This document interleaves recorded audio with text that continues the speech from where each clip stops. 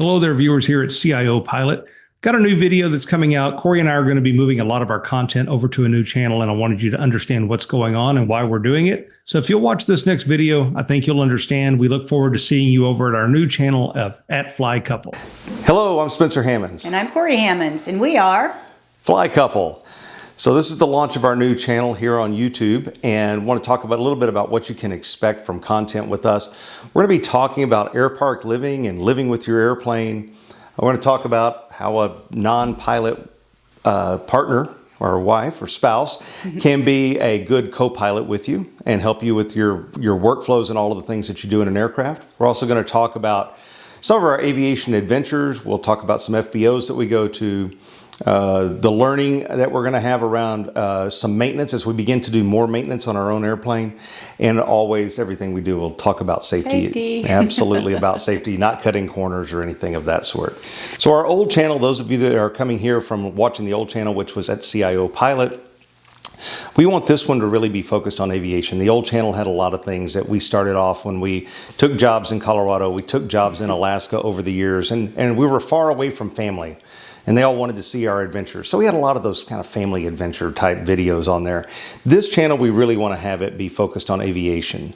I want it to really appeal to those of you that are already aviation enthusiasts. So we want to have that type of content. But one thing that I'm really passionate about is that I really want to encourage those of you that are considering getting into aviation. I don't care if you're 8, if you're 18, or if you're 80.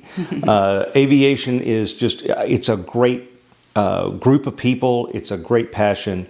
You don't have to be rich to be part of the aviation community. Our first airplane, we bought a third of it for $12,000. Yeah, the whole value was $36,000. And so people sometimes assume that you have a lot of money because you have an airplane. A lot of airplanes are half the cost of a new pickup truck or less. So there's something there for everybody. And we'll be talking about how do you come up with your mission? How do you decide what is the right type of airplane for you, and those types of things. The other thing I want to encourage folks is don't think that you're too old to pursue your pilot certificate. I started getting my pilot certificate in my early 20s, and then life happened, and we moved to different places where it just wasn't conducive for flight training. We were in Bethel, Alaska, way out by the Bering Sea, and I had plenty of pilots and airplanes, but I couldn't afford the gas because it was just too expensive. I ended up not getting my pilot certificate until I was 46 years old. So it's not too late to do this. And the aviation bug has truly hit us. We want to be able to encourage others to pursue this regardless of your age, and give you some insights into how you can make these things happen. And just be a part of a bigger community. So how did we get here? We literally had some friends that we skied with for about 9 years in Angel Fire, New Mexico, when we lived there, and we were full-timers, and they had a vacation home, and we hit it off, and we've just been dear friends since then. And they decided to make a move from western Oklahoma to eastern Oklahoma. And with that move, they were in a brand new house, which they were very excited about, and said, come on up and see us. And so we said, all right, we'll come up and see you. And we started looking at where we're going to land and keep the plane. And she said, my friend said, there's an airport about 20 miles from us, which is no problem. But there's also, I think it's a private airport that's 1 mile from us. But I don't know how that works. And we said, we do. So with that, typically you can ask for permission to land and keep your plane about 1 to 2 nights. Anything longer than that, not really cool.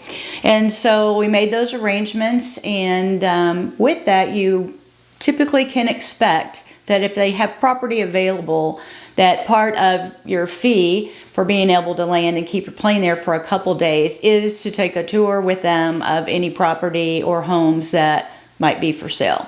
And so we said, we've done it before. It's about 30 minutes to an hour, no big deal. And so we got out of the airplane and said, all right, 30 minutes, we're out of here. It's time to see our friends. And ended up having a wonderful tour. And we bought a lot.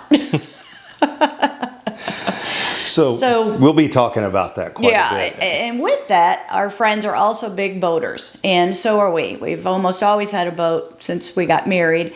And I've always wanted a bigger boat. We've had skiffs in Alaska, party barges all over the country. Something she could sleep on. And I want an RV on the water. And so we ended up buying a yacht, a Carver yacht that was already here in a slip, good to go. Just transfer everything over. The only thing, it sounds glamorous. It's 34 years old now. Needed a whole interior redo, which kept me busy for several months. But in the build process and the hangar after that, it was a savior for us to be able to go out for several days and sleep on the boat and be away from all the construction, which takes forever nowadays. And so with that, we may share some of those adventures throughout our journey on this channel. So with that, we thank you for watching. Please consider a like and subscribe. I can't believe I'm saying that. And in the comments, give us ideas. Tell us the types of things that you would like to see for content, and we'll be happy to pursue that. Thank you so much, and we look forward to talking to you soon. Bye.